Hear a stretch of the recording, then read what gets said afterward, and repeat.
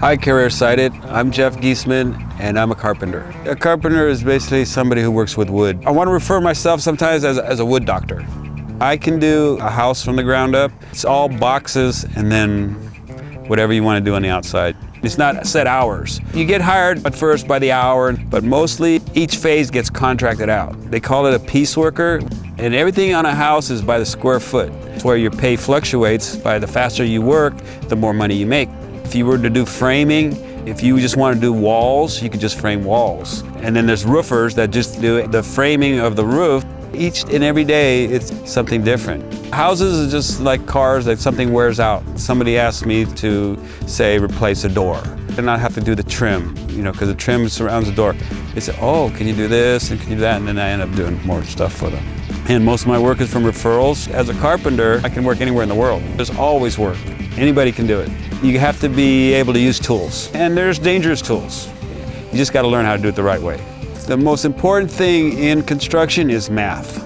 There's formulas in building a house. You look at a house with a roof system on it. There's very complicated. There's hips and gables and valleys, but it's all related to math. Growing up, I used to go to buildings that were under construction, and I would pick up the nails or the piece of wood and bring them home and start hammering and stuff. And I actually built like a little fort, my brother and I, when we were growing up when I was like 13 or 14. That's what got me interested in construction when I was a kid.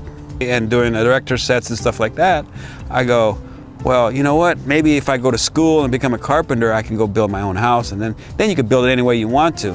And that's what I did.